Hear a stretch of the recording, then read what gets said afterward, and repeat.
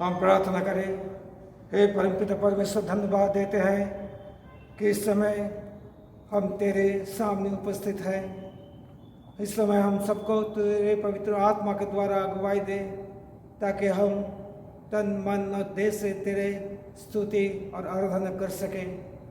सारे सृष्टि के मालिक तू ही है, और इसीलिए जब हम तेरे सम्मुख उपस्थित होते हैं तो हम तुझे अब्बा पिता कह के बुलाते हैं, क्योंकि तू हमारे सृष्टि करता है और तेरे ही में हम सबका लय भी होता है। पिता, धन्यवाद देता है इस मौके के लिए। तूने जब हम सबको ये ज्ञान दिया कि तेरे सामने आके तेरे प्रशंसा, तेरे आराधना करना हमारा जीवन का आवश्यक कर्तव्य है। ये प्रार्थना तेरे पुत्र प्रभु यीशु मसीह के नाम पर मांगते हैं, सुन और ग्रहण कर। आमीन।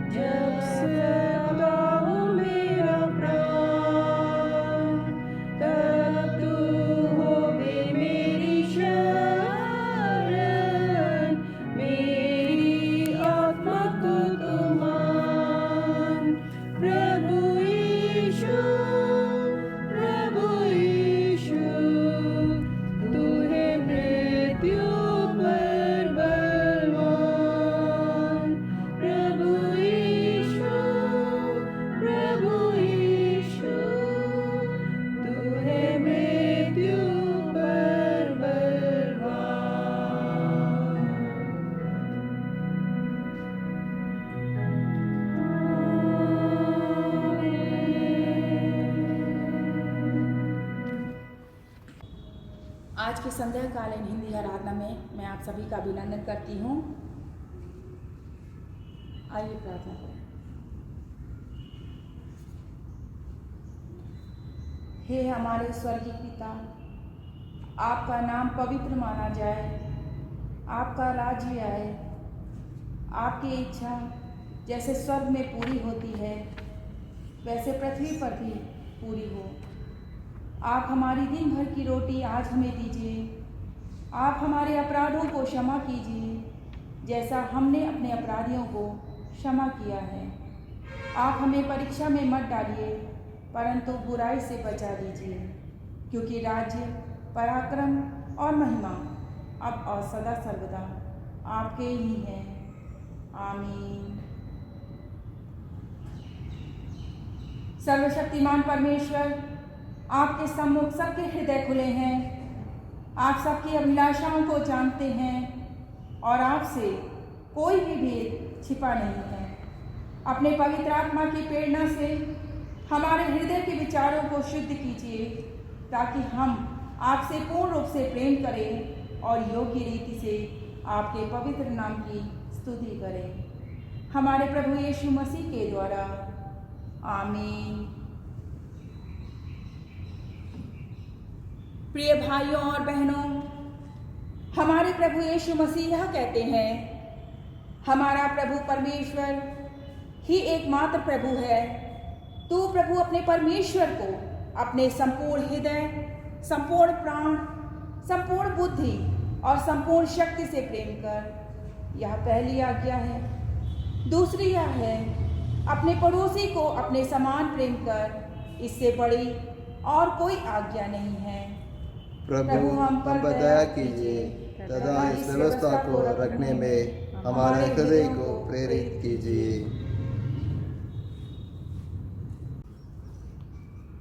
निवेदन। सृष्टिकर्ता परमेश्वर संपूर्ण सृष्टि के उद्धारक हैं। हम आपको आपकी मुक्ति के लिए, अनुग्रह के लिए धन्यवाद देते हैं, जिसने हमें मुक्त किया है तथा हमें स्वतंत्रता दी है। हमें अपनी कृपा प्रदान करें ताकि आपके उद्धार और मुक्ति की शक्ति द्वारा बलवंत हों, ताकि हम यीशु के नाम में आपकी रचना के खजांची और रखवाले बन सकें, जो स्वतंत्रता और छुटकारे के लिए कराहती है। यीशु मसीह के द्वारा जो जीवता एवं हमारे प्रभु यीशु मसीह के साथ राज्य करते तथा पवित्र आत्मा एक परमेश्वर, अब और सदा सर्वदा। आमीन। पुराना नियम का पाठ यहेजकेल अध्याय 36 पद 24 से 36 तक। मैं तुमको जातियों में से ले लूँगा और देशों में से इकट्ठा करूँगा और तुमको तुम्हारे निज देश में पहुँचा दूँगा। मैं तुम पर शुद्ध जल छिड़कूँगा और तुम शुद्ध हो जाओगे, और मैं तुमको तुम्हारी सारी अशुद्धता और मूर्तों से शुद्ध करूँगा।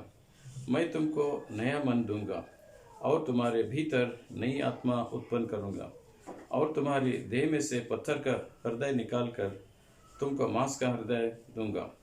और मैं अपना आत्मा तुम्हारे भीतर देकर ऐसा करूँगा कि तुम मेरी विधियों पर चलोगे और मेरे नियमों को मानकर उनके अनुसार करोगे।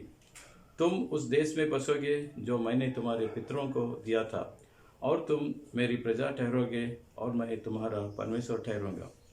और मैं तुमको तुम्हारी सारी अशुद्धता से छुड़ाऊंगा और अन्न उपजने की आज्ञा देकर उसे बढ़ाऊंगा, और तुम्हारे बीच अकाल न डालूंगा। मैं वृक्षों के फल और खेत की उपज बढ़ाऊंगा कि जातियों में अकाल के कारण फिर तुम्हारी नामधराई न होगी। तब तुम अपने बुरे चाल चलन और अपने कामों को जो अच्छे नहीं थे स्मरण करके अपने अधर्म और घिनौने कामों के कारण अपने आप से घृणा करोगे। परमेश्वर यहोवा की यह वाणी है, तुम जान लो कि मैं इसको तुम्हारे निमित्त नहीं करता। हे इज़राइल के घराने, अपने चाल चलन के विषय में लज्जित हो और तुम्हारा मुख काला हो जाए। परमेश्वर यहोवा यूं कहता है, जब मैं तुमको तुम्हारे सब अधर्म के कामों से शुद्ध करूँगा, तब तुम्हारे नगरों को बसाऊँगा और तुम्हारे खंडहर फिर बनाए जाएंगे, और तुम्हारा देश को जो सब आने जाने वालों के सामने उजाड़ है, वह उजाड़ होने की संति जोता बोया जाएगा। और लोग कहा करेंगे, यह देश जो उजाड़ था सो ईदेन के बारी सा हो गया, और जो नगर खंडहर और उजाड़ हो गए और ढाए गए थे सो गढ़वाले हुए और बसाए गए हैं। तब जो जातियां तुम्हारे आसपास बची रहेंगी सो जान लेंगी कि मुझ यहोवा ने ढाए हुए को फिर बनाया और उजाड़ में पेड़ रोपे हैं। मुझ यहोवा ने यहाँ कहा, और ऐसा ही करूँगा। आमीन। आज का शास्त्र भाग रोमियो 8वां अध्याय पद 18 से 25 तक। रोमियो 8वां अध्याय पद 18 से 25 तक। क्योंकि मैं समझता हूं कि इस समय के दुख और क्लेश उस महिमा के सामने जो हम पर प्रकट होने वाली है कुछ भी नहीं है। क्योंकि सृष्टि बड़ी आशा भरी दृष्टि से परमेश्वर के पुत्र की प्रकट होने की बाट जो रही है।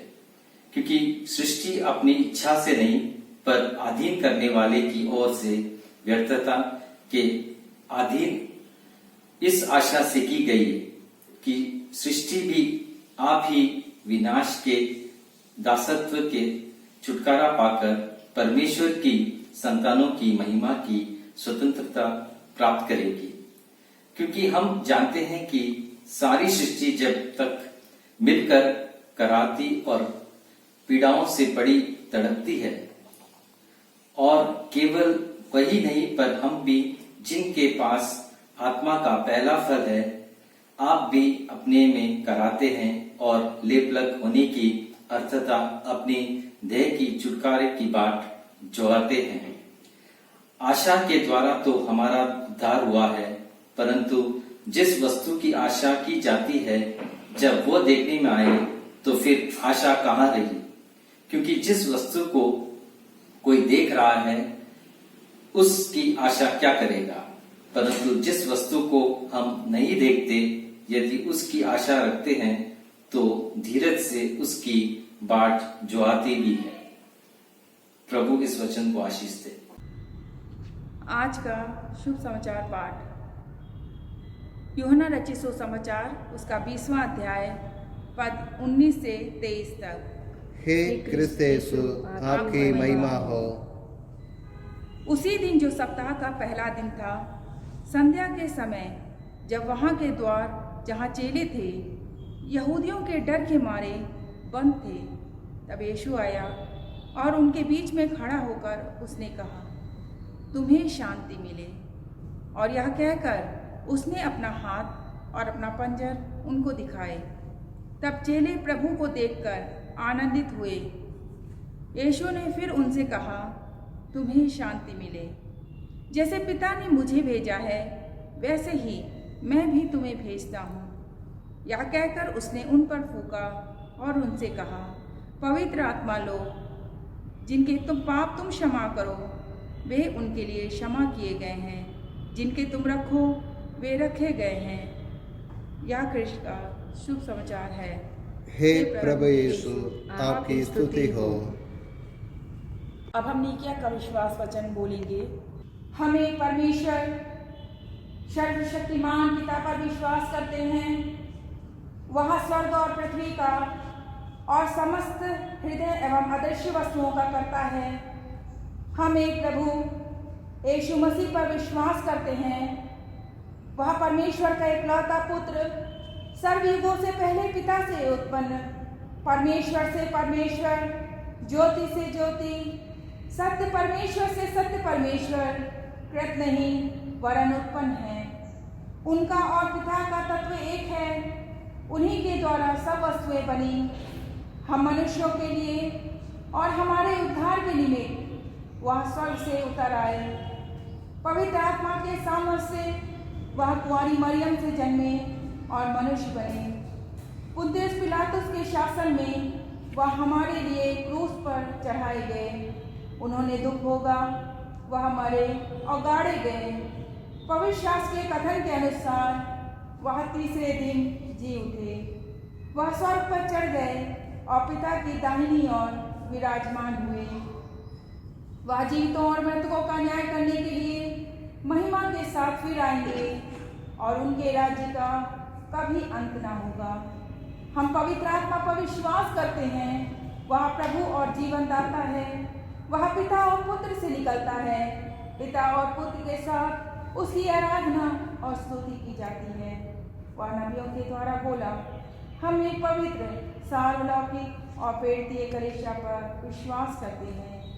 हम पापों की क्षमा के लिए एक बपतिस्मे को मानते हैं।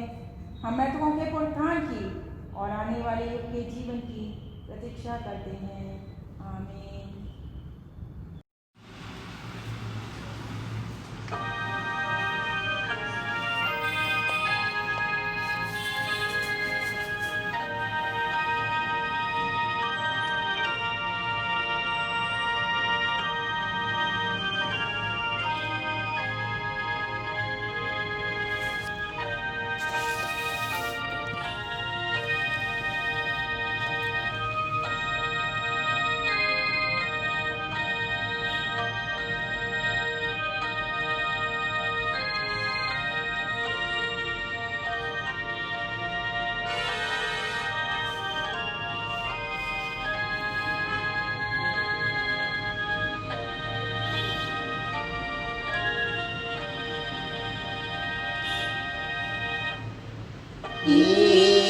ईश्वर तेरे समीप मैं पहुँचूं।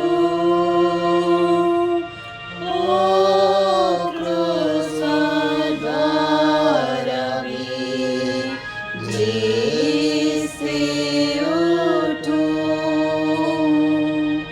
यह गीत मैं गाऊंगा तेरे समीप सदा, तेरे समीप सदा और भी समीप।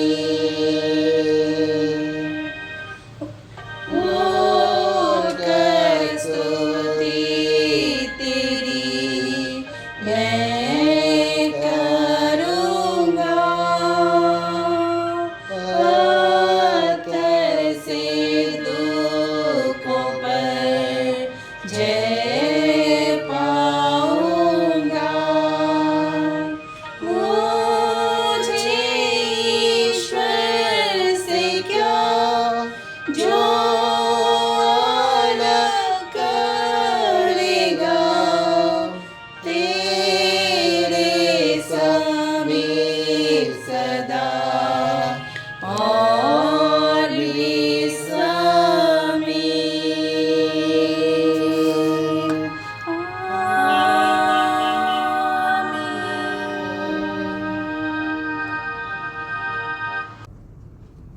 आइए प्रार्थना करें। महान पिता परमेश्वर, धन्यवाद देते हैं आपकी इस रचना के लिए जो आपने हमारे लिए बनाई। धन्यवाद देते हैं आपने हमें बनाया ताकि हम इस रचना की सुरक्षा करने वाले हो सकें। हम जब आपके वचन को सुनते हैं, हमारे ऊपर दया कीजिए कि हम आपके वचन की गहराई में उतर सकें। सारा आदर और सारी महिमा आपको देते हैं। यीशु के पवित्र नाम में मांगते हैं, आमीन।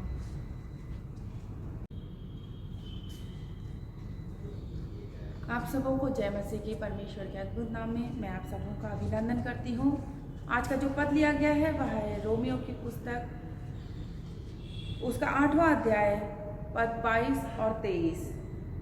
क्योंकि हम जानते हैं कि सारी सृष्टि अब तक मिलकर कराहती और पीड़ाओं में पड़ी तड़पती है, और केवल वही नहीं पर हम भी जिनके पास आत्मा का पहला फल है, आप ही अपने में कराहते हैं और लेपालक होने की अर्थात अपनी देह के छुटकारे की बाट जोते हैं। इस पद के अनुसार जो आज का शीर्षक लिया गया है वह है छुटकारे के लिए सृष्टि का कराहना या विलाप। छुटकारे के लिए सृष्टि का कराहना या विलाप। पिंतेकोस्त के बाद जो दूसरा संडे है हमारा, वह है पर्यावरण रविवार। और यह पर्यावरण रविवार के रूप में जब मनाया जा रहा है तो हम देखेंगे कि परमेश्वर ने सिर्फ हमें नहीं बनाया, लेकिन हमें बनाने से पहले या मनुष्य को बनाने से पहले सारी सृष्टि को रचना की, क्योंकि परमेश्वर का एक उद्देश्य था। आज हम उस उद्देश्य को समझने की कोशिश करेंगे।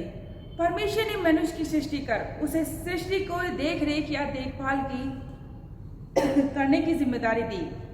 मनुष्य की सृष्टि की सुरक्षा की ओर एक नैतिक जिम्मेदारी थी। बाइबल के अनुसार परमेश्वर ने इस संसार या ब्रह्मांड को और इसकी हर एक अंतः वस्तुओं को, जो कुछ भी है, उसको 5 दिनों में बनाया और 6वें दिन मनुष्य को अपने स्वरूप और अपने समानता में बनाया। मनुष्य को बनाने के बाद परमेश्वर ने अदन की वाटिका को उनको दिखाया ताकि वे अदन की वाटिका में रह सके।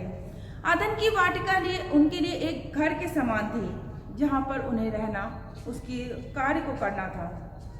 अगर हम उत्पत्ति की पुस्तक उसका 2 अध्याय उसके 15 पद को देखें तो उसमें परमेश्वर ने एक कार्य, एक जिम्मेदारी को मनुष्य को सौंपा। वह था उस वाटिका के कार्य को करना, उसकी सुरक्षा करना।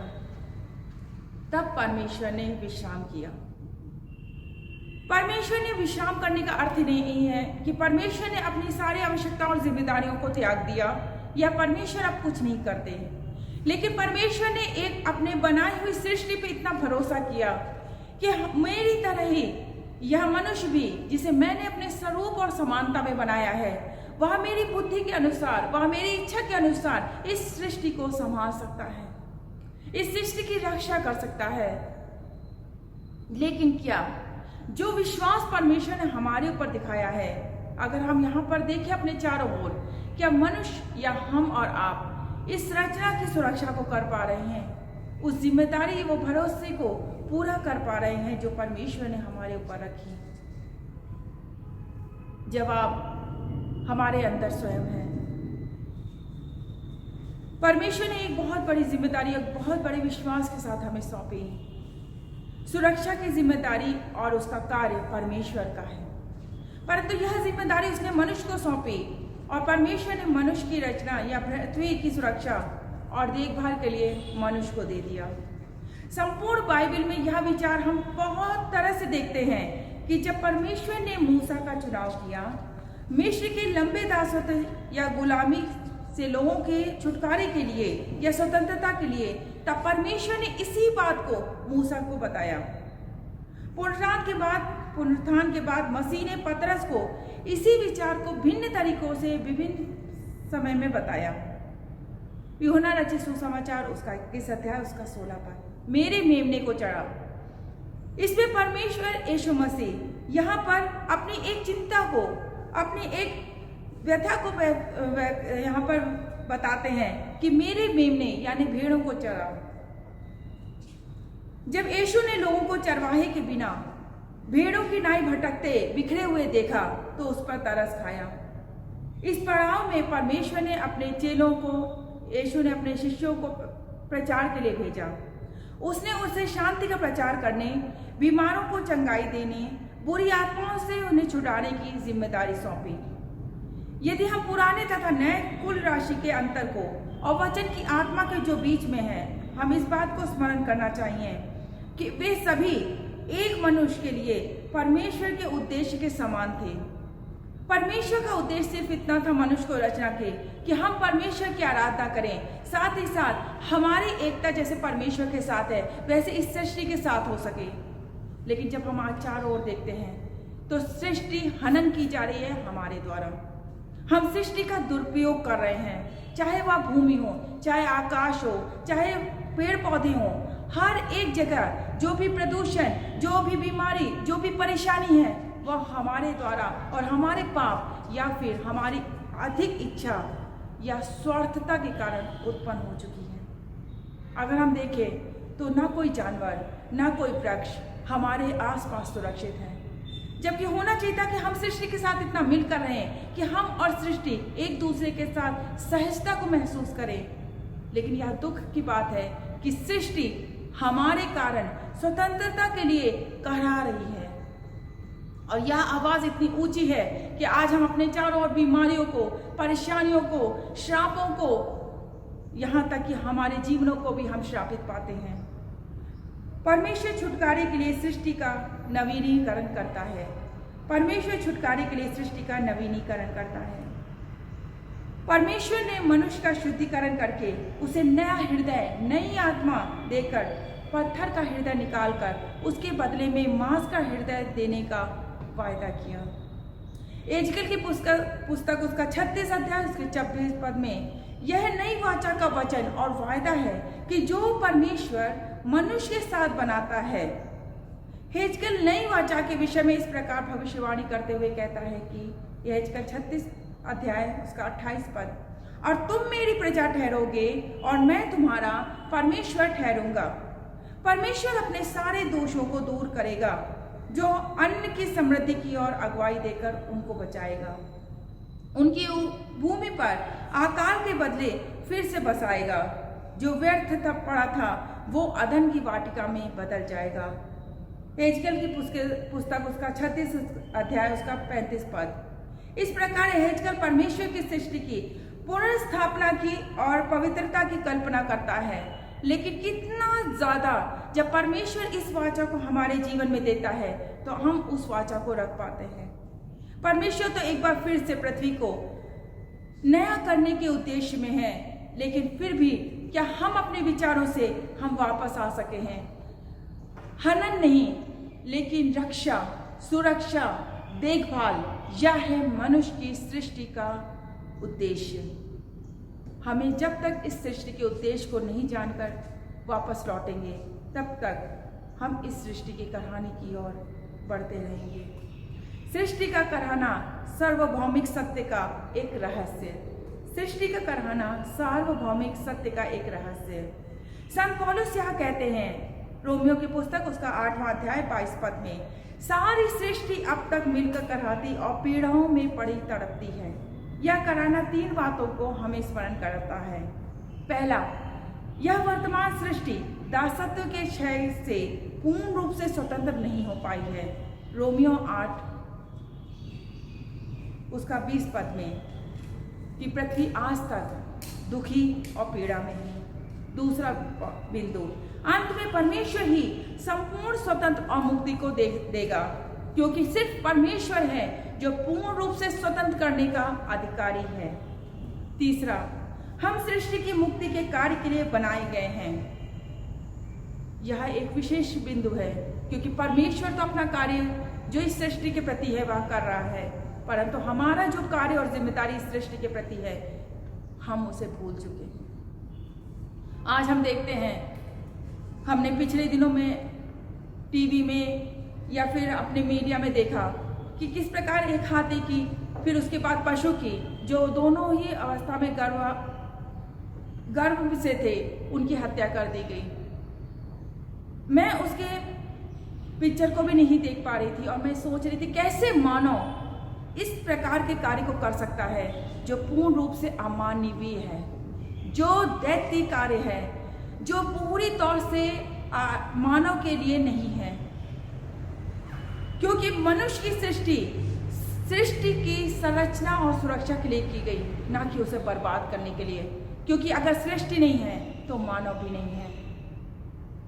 मानव का आधार और मानव के जीवन का आधार सृष्टि है, उसी प्रकार हमारा जीवन भी सृष्टि का आधार है। मुक्ति के लिए सृष्टि को तैयार करने का हमारा संदेश, मुक्ति के लिए सृष्टि को तैयार करने का हमारा संदेश पुनरुत्थित मसीह चेलों और शिष्यों के सम्मुख विभिन्न तरीकों और विभिन्न स्थानों पर प्रकट हुए। उनमें बहुत से प्रकटीकरणों में यीशु ने बता दिया कि उन्हें क्या करना है। यूहन्ना रचित सुसमाचार उसका 20वां अध्याय पद 21 में, जैसे पिता ने मुझे भेजा वैसे मैं तुम्हें भेजता हूँ। परमेश्वर ने आपको और मुझे इस संसार में भेजा है, उसका एक उद्देश्य है। यीशु द्वारा चेलों की नियुक्ति सुसमाचार प्रचार की तरफ में सृष्टि की तैयारी की आवश्यकता है, जो उद्धार के लिए जन्म पीड़ा में पड़ी तड़पती है। यीशु मनुष्य को उसकी उत्तरदायित्व कार्य की ओर वापसी का स्मरण कराते हैं, जो उसे परमेश्वर के द्वारा अदन की वाटिका में मिली थी। इस संपूर्ण सृष्टि के सुसमाचार प्रचार के उत्तरदायित्व में हमसे संपूर्ण ब्रह्मांड व सृष्टि की सुरक्षा की मांग की गई है। केवल सुसमाचार प्रचार, केवल बीमारों की देखभाल, केवल मनुष्य एक दूसरे मनुष्य के साथ प्रेम और देखभाल और भाईचारा या बहन के प्रेम में सिर्फ बंधे रहने से सृष्टि का कराहना दूर नहीं होगा। सृष्टि का कराहना दूर तब होगा जब इस संपूर्ण ब्रह्मांड, चाहे वो आकाश के हों, चाहे वो पृथ्वी के हों, चाहे वो समुद्र के अंदर के हों, चाहे हमारे चारों ओर के पर्यावरण हो, सृष्टि हो, पेड़ पौधे हो, जानवर हो, पशु हो, कुछ भी हो, वो जब हमारी उपस्थिति में अपने आप को सुरक्षित महसूस करेंगे, जब एक मनुष्य दूसरे मनुष्य के साथ अपने आप को सुरक्षित महसूस करेगा, साहसी महसूस करेगा, स्वतंत्र महसूस करेगा, तभी हम यह कह सकेंगे कि एक मनुष्य के रूप में, एक मानव के रूप में हम परमेश्वर की रचना हैं और हम अपनी रचना और अपने उत्तरदायित्व को पूरा कर पा रहे हैं। हमारी जिम्मेदारी सिर्फ मनुष्य तक ही सीमित नहीं है, सिर्फ कलीसिया तक सीमित नहीं है, सिर्फ मसीही लोगों तक सीमित नहीं है। हमें इसके आगे जाकर संपूर्ण ब्रह्मांड की जिम्मेदारी अपने कंधों पर लेनी है कि वे सुरक्षित रहें, हष्टपुष्ट रहें। परमेश्वर ने जिस उद्देश्य उन्हें रखा है उसको हम उन्हें पूरा होने के लिए स्वतंत्र कर सकें। होने दे परमेश्वर ने जैसे हमें पापों से मुक्त किया, हम भी उनके विलाप से उन्हें मुक्त कर सके, उन्हें सुरक्षा दे सके और उन्हें प्रेम दे सके। होने दीजिए जैसे सृष्टि हमें प्रेम करती है, हम भी सृष्टि को प्रेम कर सकें और उसकी देखभाल कर सकें। आइए प्रार्थना करें।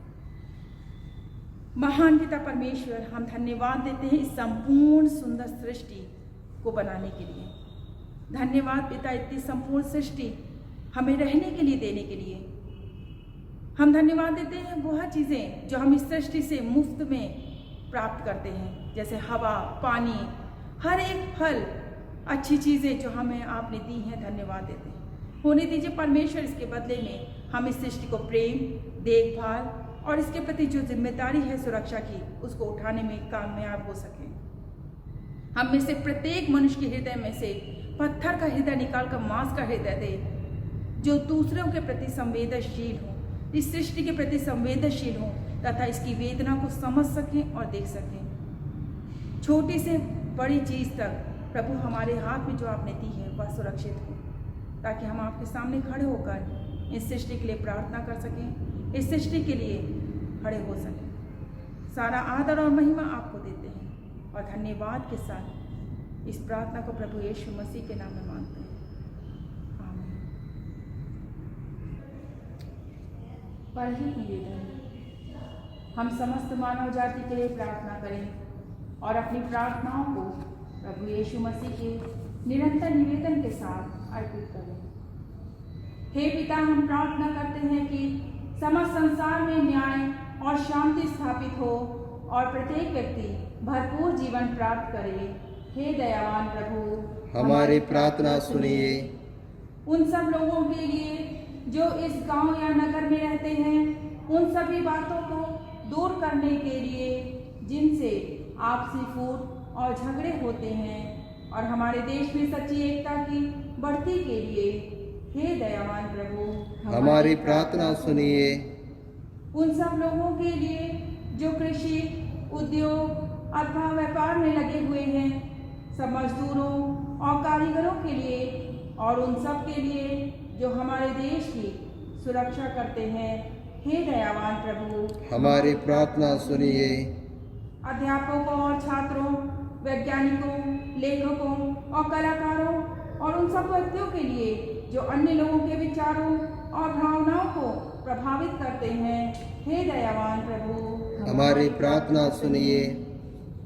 उन सब लोगों के लिए जो दुखी हैं, बेरोजगार हैं, भूखे प्यासे हैं, दरिद्र और दलित हैं, बीमार और मरणासन हैं, और उन सब व्यक्तियों के लिए जो ऐसे लोगों की सेवा और सहायता करते हैं, हे दयावान प्रभु, हमारी प्रार्थना सुनिए।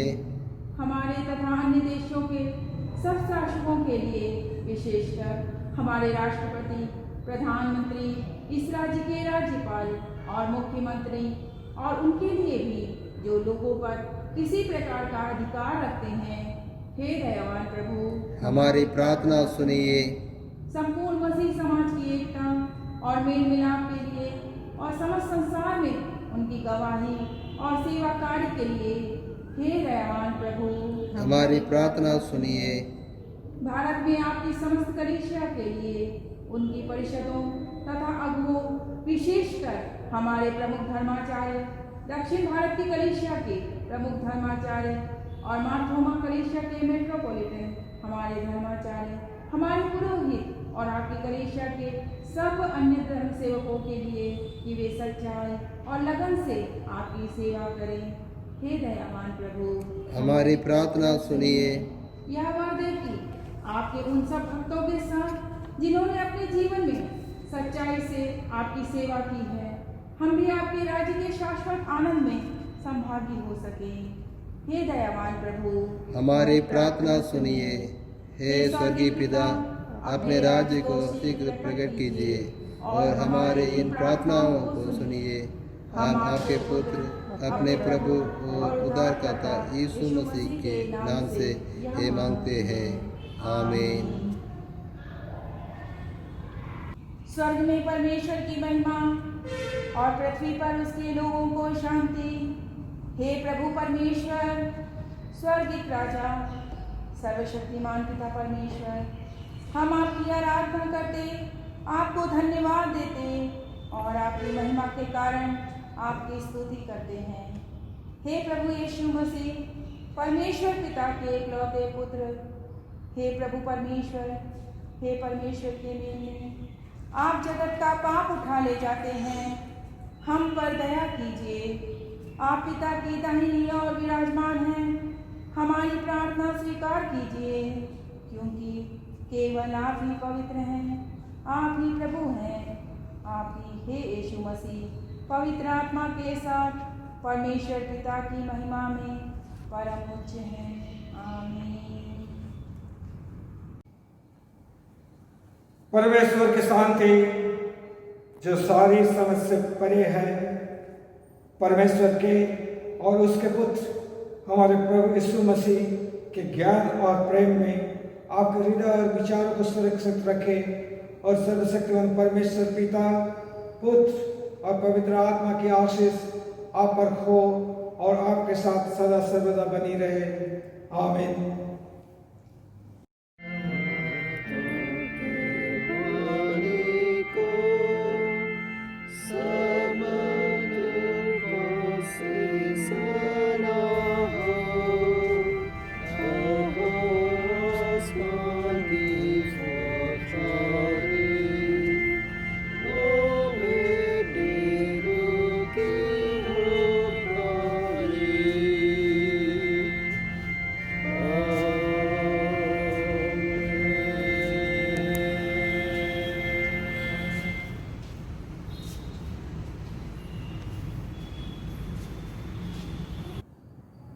हम प्रार्थना करें।